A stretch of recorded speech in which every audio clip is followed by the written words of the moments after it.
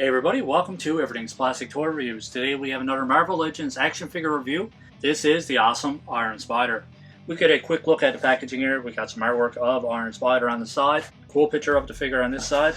And we have a picture of the action figure on the back here in a cool pose. And up here we have the accessories. He comes with two web shooting hands. A cool Spider-Man logo on the top here. Spider-Man 60 Amazing Years.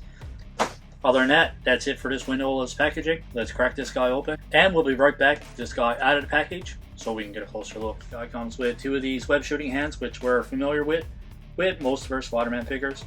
Nothing new, nothing special, but still cool nonetheless.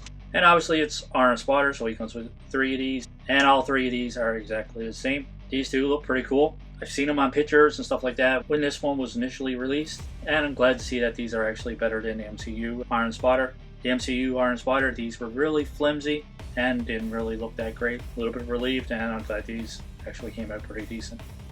Other than that, that's it for accessories. And not sure if the camera will pick up on it or not, but a certain way the light shines on this one, it actually shows up pink. I was hoping for almost like a deep red color, like it shows on the box here. But there is a lot of marbling in this one. Overall, the paint application on this one is pretty clean. His eyes came out clean. Spider symbol on his chest, and down here the gold paint on the lower part of his leg and the top part of his foot actually came out pretty clean as well. When you look close, you can see almost like a pearl or a sparkle or some kind of metallic finish inside the plastic, which is kind of cool, and maybe that's what's giving it kind of the pink appearance. So that's pretty much it for a closer look. Let's go over articulation. His head goes back this far, down this far. You have a little bit of side to side. You got your full rotation. This is what I like for Spider-Man figures. I like when you get the full range of motion out of his neck. His arms go up this far. You get that full rotation all the way around. There is a butterfly joint there. You do get a little bit of range of motion out of that one. You do have your bicep swivel. Double jointed pinless elbows, which are fantastic. There is an ab crunch that goes back this far, forward this far. You get full rotation at the waist. His legs go out to almost complete split. His legs go forward this far. Pretty decent range of motion there. It goes back this far. Somewhat restricted, but there is a little bit of range of motion there. You do have your upper thigh cut. There is double jointed pinless knees. Pretty decent range of motion out of those. And I gotta say, this figure is not gummy at all. Worried about this one. I figured it was gonna be gummy, like a lot of the recent Marvel Legends that I'm after unboxing. But this one's pretty solid. Feels pretty nice overall. There's a boot cut there as well, which is pretty cool. I like how it's actually hidden by the top part of his boot. For his ankle, it goes back this far, forward this far, and you do have your full rotation that goes all the way around there as well. Pretty decent articulation out of this one, man. I like it. I think they did an awesome job with this one.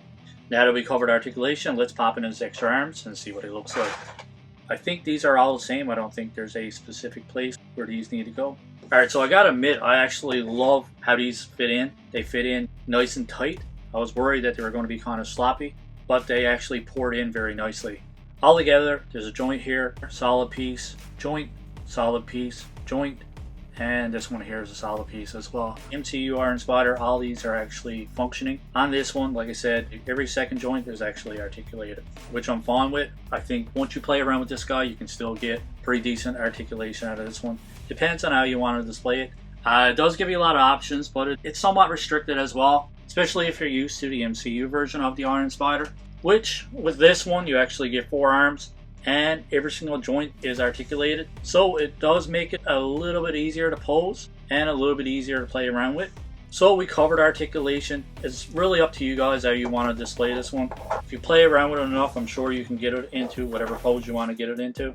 I'm not the most creative poser. I know a lot of you guys out there that do figure photography and all that stuff come up with some amazing poses. I'll leave it up to you guys to be creative. Just to do a few quick comparisons. Here we have him to Superior Doc Ock. We have the MCU version of Iron Spider. And we have Spider-Man 2099. Size-wise, this guy is a little bit bigger than Superior Doc Ock. He is on par with Spider-Man 2099. He's pretty standard size for a 6-inch Marvel Legend. Just to do a side-by-side comparison here to the MCU version of Iron Spider. He's pretty different on the back here. Both look pretty cool from a side view as well. But that pretty much wraps up our unboxing and figure review. Overall, I'm going to give this guy a 9 out of 10. The articulation is pretty standard. Overall paint application on this one is fantastic. The marbling in the plastic kind of ruins it a little bit for me. Like I said, the plastic does have like metallic pearls in it or a little bit of metallic finish. I'm not 100% sure what it's actually called. I'm not an expert on reviewing these, so I don't know all the correct terminology. But it just reminds me of a car with metallic pearl paint. You see all these little tiny specks in it? and that's what you see with the plastic on this.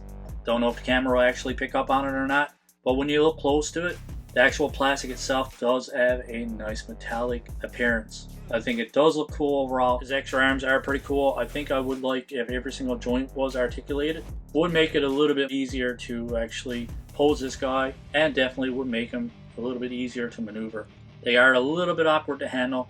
As always, if you had to give this guy a rating out of 10, what would you guys give it out of 10? Let me know in the comments below what you think of my score of 9 out of 10. Let me know what you think of this figure, and let me know what you think of our review. I want to thank you guys for taking the time out of your day to watch our reviews. Hope you guys enjoy the rest of your day. Keep collecting and stay safe.